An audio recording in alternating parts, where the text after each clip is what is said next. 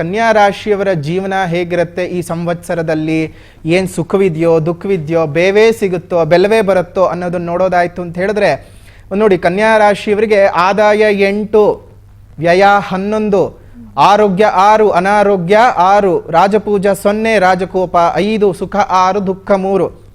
ಇದರಲ್ಲೇ ಗೊತ್ತಾಗ್ತಾ ಇದೆ ನಿಮಗೆ ಒಂದು ಹಂತಕ್ಕೆ ಶುಭ ಇದೆ, ಒಂದು ಹಂತಕ್ಕೆ ಅಶುಭ ಇದೆ. 50-50, 50 ಒಳ್ಳೇದಿದೆ, 50 ಕೆಡಕಿದೆ. ನೋಡಿ, ಶನಿ ದೃಷ್ಟಿ ನೇರವಾಗಿ ನಿಮ್ಮ ರಾಶಿಯ ಮೇಲೆ ಬೀರ್ತಾ ಇರೋದ್ರಿಂದ ನೀವೇ ಸೋಮಾರಿಗಳಾಗ್ಬಿಡ್ತೀರಿ. ಕೆಲಸಗಳ ಬಗ್ಗೆ ಜಾಗ್ರತೆ. ನಿಮ್ಮ ಭಾಗ್ಯಸ್ಥಾನದ ಮೇಲೆ ಶನಿ ದೃಷ್ಟಿ ಬಿದ್ದಿದೆ, ಭಾಗ್ಯೋದಯ ನಿಧಾನವಾಗಿ ಅಭಿವೃದ್ಧಿ ಆಗತಕ್ಕಂಥದ್ದು ಆಗ್ಬಿಡತ್ತೆ. ಜಾಗ್ರತೆಯಾಗಿರಬೇಕು. ಎಲ್ಲಿವರೆಗೂ? ಗುರುಬಲ ಬರೋವರೆಗೂ.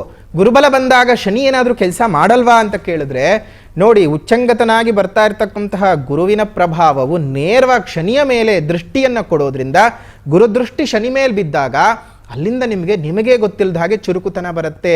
ಹೊಸ ಕೆಲಸಗಳನ್ನು ಮಾಡ್ಕೊಳ್ತೀರಿ. ವಿದ್ಯಾರ್ಥಿಗಳಿಗೆ ಏಳಿಗೆ ಇರತಕ್ಕಂಥದ್ದು, ಕಾಂಪಿಟೇಟಿವ್ ಎಕ್ಸಾಮ್ಸ್ಗಳಿಗೆ ಹೋಗ್ತಕ್ಕಂಥ ವಿದ್ಯಾರ್ಥಿಗಳಾಗಿದ್ದಿರಬಹುದು, ಅಥವಾ ಹೈಯರ್ ಸ್ಟಡೀಸ್ ಮಾಡಬೇಕು, ಬೇರೆ ದೇಶಗಳಿಗೆ ಹೋಗಿ ಓದಬೇಕು ಅಂತ ಚಿಂತನೆ ಮಾಡುವಂತಹ ವಿದ್ಯಾರ್ಥಿಗಳಿಗೆ ಬಹಳ ಸುಂದರವಾಗಿರತಕ್ಕಂತಹ ಸಮಯ ಇದಾಗಿರುತ್ತೆ. ಸೊ ಚೆನ್ನಾಗಿರ್ತಕ್ಕಂತಹ ಸಮಯ.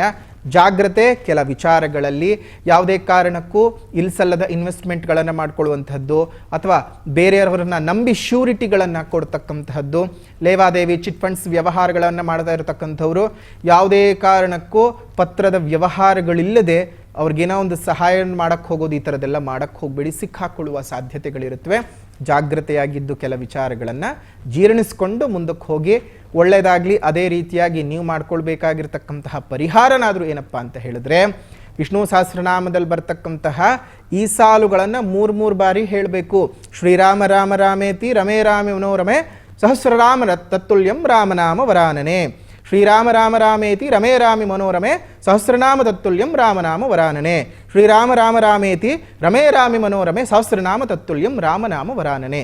ಇದನ್ನು 3 ಬಾರಿ ಹೇಳಿದಾಗ ಇಡೀ ವಿಷ್ಣು ಸಹಸ್ರನಾಮದ ಪಠಣ ಮಾಡಿದಂತಹ ಪುಣ್ಯದ ಫಲ.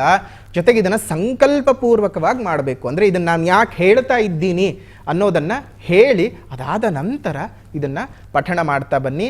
ಬೆಳಗ್ಗೆ 3 ಬಾರಿ, ಮಧ್ಯಾಹ್ನ 3 ಬಾರಿ, ಸಂಜೆ 3 ಬಾರಿ ಮಾಡೋದ್ರಿಂದ ಒಳ್ಳೆ ಏಳಿಗೆ ಉಂಟಾಗ್ತದೆ.